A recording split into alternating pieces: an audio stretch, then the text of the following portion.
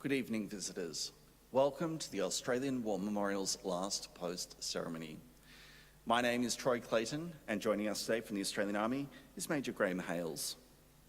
We warmly welcome the family of Privates Walter Callaghan, Stanley Callaghan, and Horace Callaghan, whose stories will be told shortly. We welcome the veterans who have served, those that are still serving, and the families that love and support them. We also acknowledge the members of the RSL and Services Club Association, RSL Victoria, and RSL Queensland, who are watching the ceremony broadcast across Australia. During this evening's ceremony, wreaths will be laid at the base of the pool of reflection by family, visitors, as well as students on behalf of the following schools. From New South Wales, Raymond Terrace Public School and Singleton Heights Public School. Australia's Federation Guard is the tri-service ceremonial unit of the Australian Defence Force. They provide a ceremonial presence at civil and military events and during visits to Australia by foreign dignitaries. The Guard will now dismount the catapult party from the tomb of the unknown Australian soldier.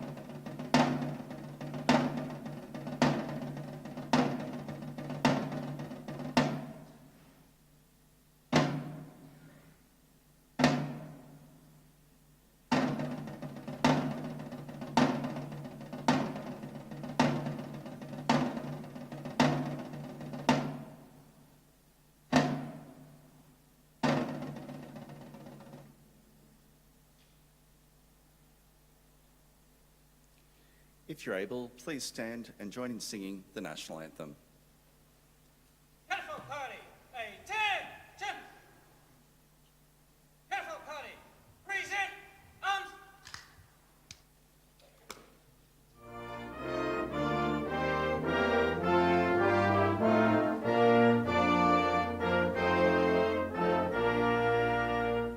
Australians, oh, let us rejoice, for we are young and free.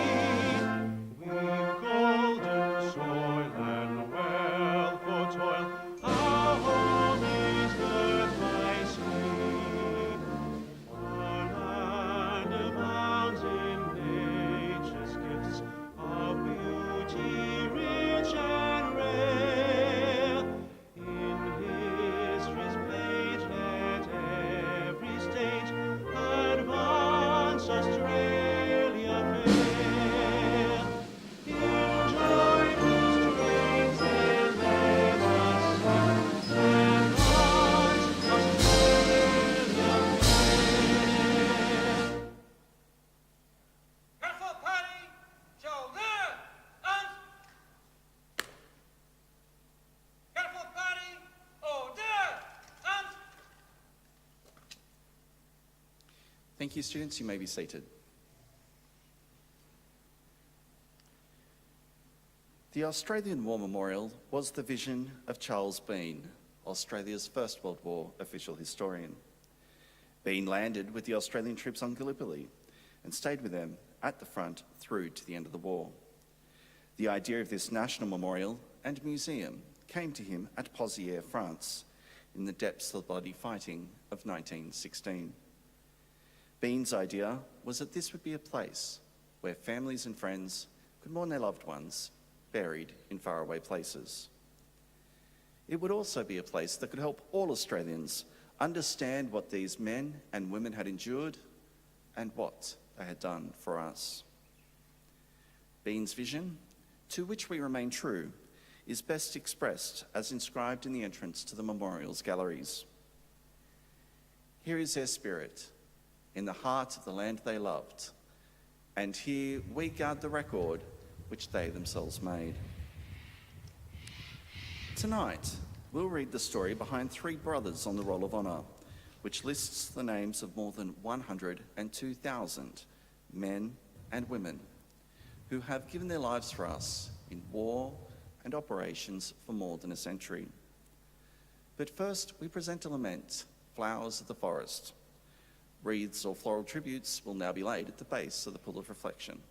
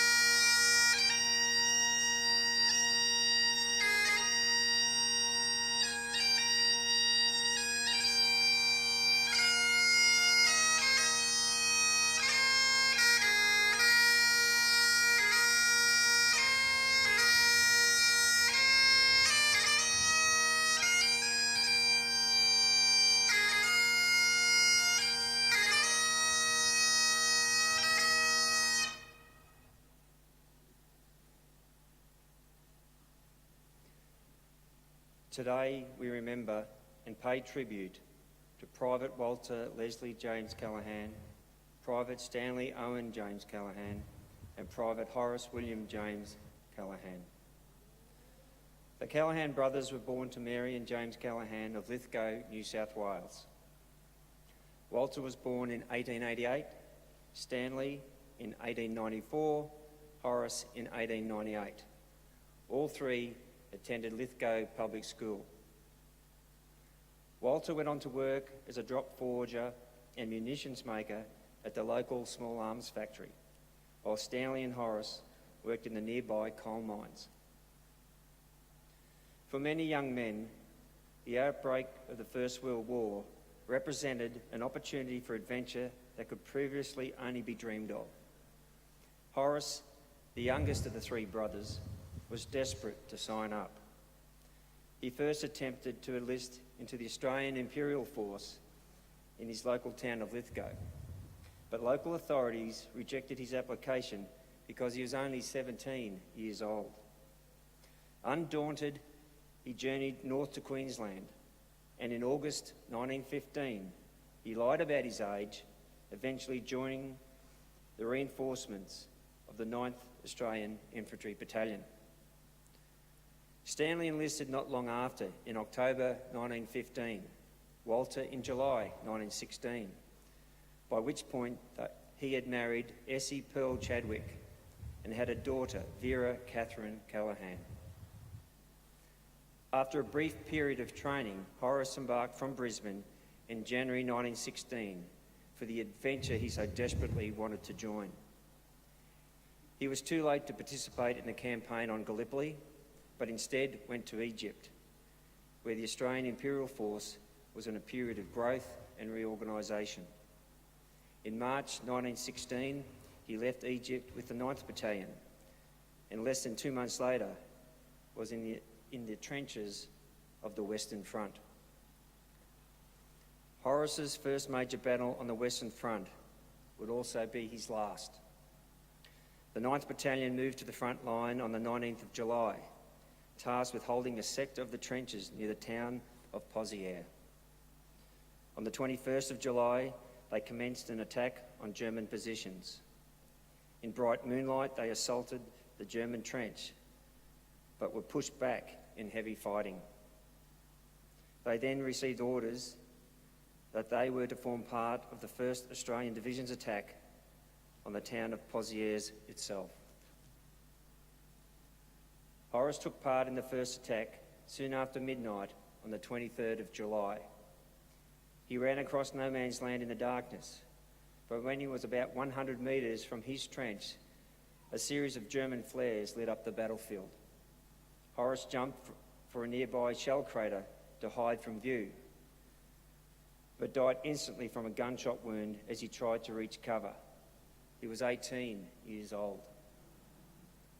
In the confusion of the battle that followed, his body was lost, and his name is now commemorated on the Australian National Memorial at Villers-Bretonneux, along with over 10,000 Australian servicemen of the First World War who have no known grave.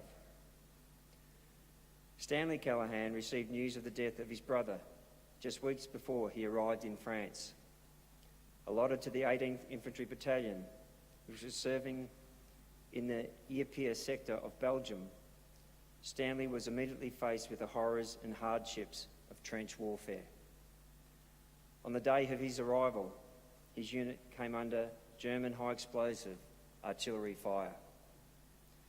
Stanley and the 18th Battalion trained and rested behind the lines and moved to the Somme region of northern France, where the men were forced to endure the seamlessly endless rain of October and November, and the mud and the cold that came with it. They could not stand in one place for very long, because if they did, they would sink down to their knees in the muddy quagmire. Many were hospitalised with trench foot and hypothermia. Stanley experienced the hardships of trench warfare, but also spent time training at a trench mortar school, where his excellent conduct was noted by his superiors. On the 15th of November, not long after he had rejoined his unit after mortar training, Stanley's unit was camped behind the lines when an errant German shell landed amongst them. Stanley was killed instantly. He was 22 years old. Today, his remains lie buried in the Longueval Road Cemetery in France, with over 200 soldiers who died in the First World War. Walter Callaghan served in the 54th Battalion, which he joined in the Somme region of France in January 1917. Exposed to the elements and German artillery fire, the hardships and horror of trench warfare took their toll. In April 1917, Walter was hospitalised with pyrexia of uncertain origin. While the exact nature of his illness is unknown, this term was often used to describe men suffering symptoms of post-traumatic stress disorder, or shell shock, as it was known. Rejoining his unit in June in the following months, Walter and the 54th Battalion moved north to the Ypres region of Belgium. His first major battle came on the 26th of November when he participated in the Battle of Polygon Wood. Australian troops successfully took their objectives and held off German counterattacks, but suffered over 5,700 casualties in a single day. In late November, Walter was again hospitalised, this time with trench fever, an illness usually caused by lice which were present in large numbers due to the difficult and unsanitary conditions that troops were forced to endure. His traumatic experience of war was made harder by the knowledge that his two younger brothers, Horace and Stanley, had been killed. Recognising her husband's trauma and the tragedy faced by the Callaghan family, in late January 1918, Walter's wife wrote to the authorities pleading for him to be allowed to come home. He was having fits and rapidly losing weight. She pleaded, "I feel very worried about him. He lost two brothers in 1916, one in July and one in November. So I really think his mother has done her share for her country, and there is no more that can go." Despite her pleas, Walter Callaghan continued to serve at the front. On the 13th of April 1918, after having moved back south to the Somme region, Walter and his unit came under heavy German artillery fire as they were in the process of being relieved from frontline duties. Walter was hospitalised with shrapnel wounds to his left hand, an injury that was so severe that he was sent to England to recover. He rejoined his unit in late August 1918, but his return to the front was to be brief. On the 1st of September, months before the end of the war, Walter was wounded in action during the assault on Mont-Saint-Quentin. He and his unit jumped out of their trenches at 5 a.m. into a heavy German bombardment. Walter was badly gassed and received severe gunshot wounds to his head. Everything was done to try to save him, but he passed away in hospital on the 4th of September. He was 31 years old. His remains now lie in the Saint-Sever Cemetery extension in France, along with over 8,000 Commonwealth soldiers who died in the First World War. Survived by his wife and young daughter, and the third of three brothers to die in the war, the loss of the Callaghans had a huge impact on their hometown of Lithgow. In October 1918, their mother was honoured by opening the Lithgow Soldiers Memorial, a small gesture by the town to acknowledge the sacrifice of her sons. Their names are listed on the Roll of Honour on my right, among almost 62,000 Australians who died while serving in the First World War. A photograph of the three Callaghan brothers is displayed today beside the pool of reflection. On the left is Horace Callaghan, Walter Callaghan is in the centre, and Stanley Callaghan is to the right. This is but one of the many stories of service and sacrifice told here at the Australian War Memorial. We now remember Private Walter Leslie James Callaghan, Private Stanley Owen James Callaghan, and Private Horace William James Callaghan, who gave their lives for us, for our freedoms, and in the hope of a better world.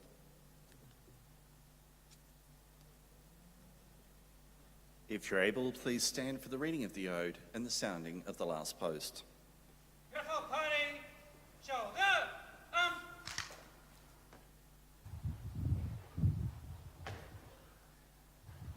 They shall grow not old, as we that are left grow old.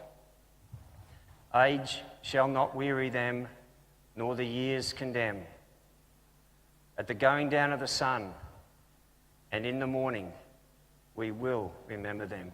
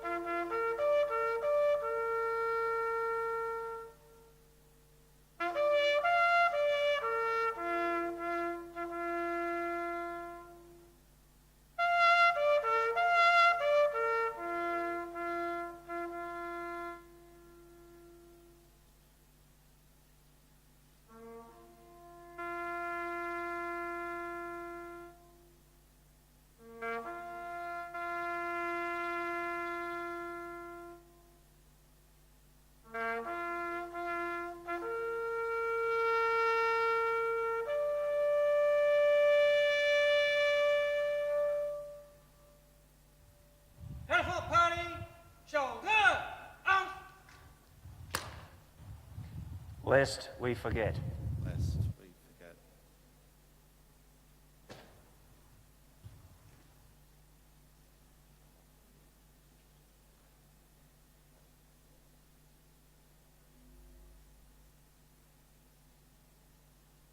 Uniform party in words.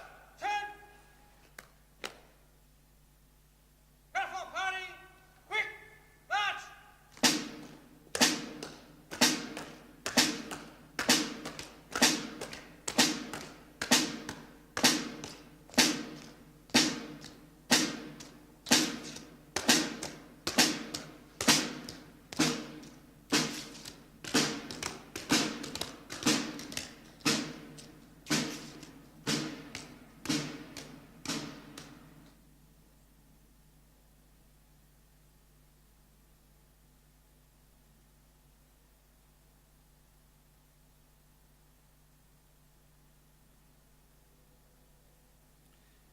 We leave you this evening with the words of the memorial's founder, Charles Bean. Many a man lying out there at Pozières or in the low scrubber Gallipoli with his poor, tired senses barely working through the fever of his brain has thought in his last moments, well, it's over. But in Australia, they will be proud of this. Ladies and gentlemen and students, that concludes the last post ceremony. We'd like to thank you for visiting the Australian War Memorial and wish you all a very good evening. Thank you.